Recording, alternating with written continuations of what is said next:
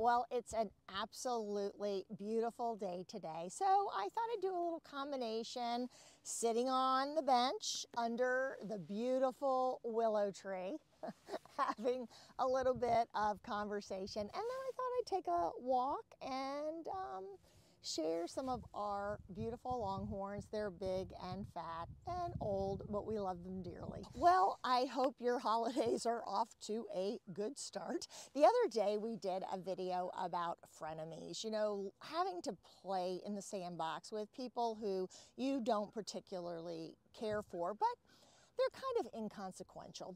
They're people that you choose to put up with so that you can enjoy a hobby or a get-together or a social group, something that you're involved with and they happen to be involved with it too. And so you just have to go into it knowing that you're going to run into them and you're probably going to have to fake it until you make it.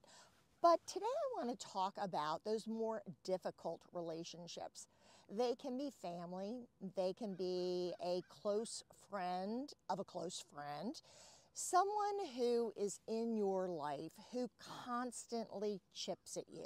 Maybe they chip at other people too. You know, I think these people are just bullies, little bullies on the playground, all grown up. And they've learned to be a little more careful about their rudeness and their, you know, nasty little side comments, their little digs. They always put it back on you if you push back.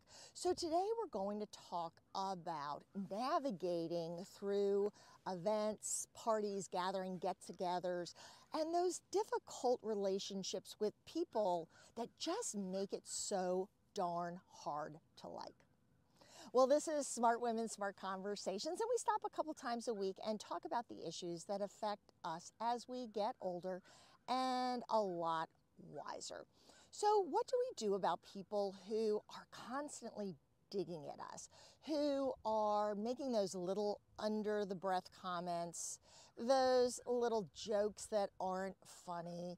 They manipulate your emotions by trying to put on a show for others in the room.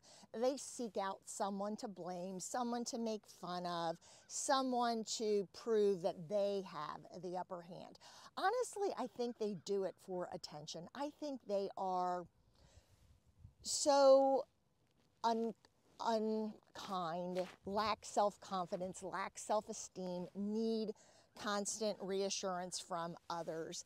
And so they're always digging at people. And if they can make you uncomfortable, understand that they come to the dance ready and looking for someone like you to make them feel like the hotshot, the big guy, the big gal, the powerful person, the person that everyone laughs at. And they need someone to be the butt of their joke. They need someone to, you know, be their target. So how do we prepare ourselves when we know we're going to an event, a social gathering, where we're going to run into someone who notoriously picks on us? Well, number one, get yourself in the right mindset, especially if it's someplace or something that you want to do. You want to be there. You're looking forward to it, but you're just dreading that you're going to run into this one particular person. I will tell you, knowing that you're going to run into them, being prepared is half the battle, because they're looking for an emotional reaction from you. Don't give it to them. Get yourself prepared to go have fun, concentrate on everyone else in the room, and make sure that you tell yourself that this person is not going to get under your skin. They may try, but today you're going to have the upper hand. So you walk into an event, you walk into every event with a smile on your face, right? You walk in, you say hello to the first person you see. So much of it is attitude, because they're people that we just can't hide from. We just don't get the, we don't always get the choice to be at an event and not have to deal with someone who is never really that nice to us. But what do you do when they start in on you? And it's usually an offhanded comment. They usually seek you out because these kind of people are bullies, and they're looking for someone who they know they can get under their skin, someone who they played the game with before. So when I say get yourself mentally ready to go to this event, I'm making the assumption that this person you don't want to see has had run-ins with you in the past, and they know that they can get under your skin. So walk in like you own the place. Even if you're nervous, even if you have those butterflies, walk in with a big smile on your face. Look for people that you can immediately walk up to, say hello to, act like you're in charge, because every move you make is setting the stage for what's to come. Now, the best tools that you have in your tool belt are, number one, you know you're prepared, you know what's coming. Number two, silence. You know, I've watched lots of videos, I've heard lots of people speak about how to deal with bullies. But I'll tell you, the best answer, I think, and the one I've tried that works the best, is absolute silence. Make sure they know that you heard what they said. It may have been something they thought was a funny joke at your expense. They may have had a lighthearted criticism that only you would take seriously. But they know exactly what they're doing, so you need to know exactly what you're doing. And part of that is making sure that they understand that you know what they're up to, and they're not going to continue to mess with you without getting a little bit of it back their way. I heard someone talking the other day about people who make you the butt of their jokes. And then when you say, that's not funny, they're like, oh yeah, well, stop wearing your heart on your sleeves. You're too serious. You know, you've got a chip on your shoulder. You never laugh. You're just not funny. I didn't mean it that way. Okay, we've all heard it on and on and on. When they make a joke about you, look straight at them. Try to hold it for 10 seconds if you can. And I heard this fellow say, just ask them, I'm sorry, was that funny? Was that supposed to be funny? And let them reply. It's okay to say, you know, come at me with better stuff next time, or you better try some new jokes. Maybe you better practice before you throw that one out there the next time. But start with the silence. It also gives you a few seconds to compose yourself. And I'll tell you, when you're ready to lose your cool, 10 seconds is a lot of time, and it can get you back in that controlled headspace where you want to be.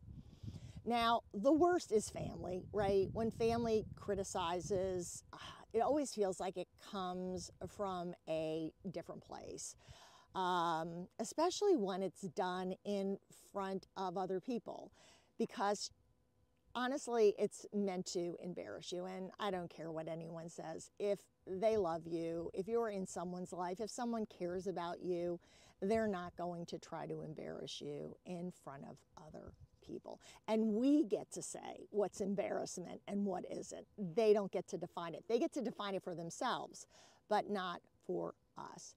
And if someone pushes back on you and says, oh, well, you know, you're just not that funny. You always wear your emotions on your sleeve. Come on, lighten up. You're just too serious. It's fair to say, after staring at them nicely with a little half smile on your mouth, it's nice to say to them, you know what?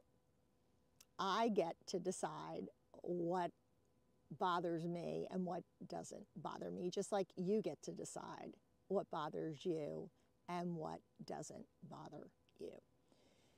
People like that, bullies, they're banking on you not saying anything. It's very important to them that you swallow it, that you are the class act, that you rise above it by taking it.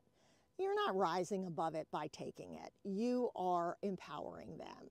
And while you don't want to argue with anybody, and honestly, they always make sure that it's a situation where you'll be more embarrassed by your comeback than if you just keep your mouth shut and smile or giggle and move on to talk to someone else.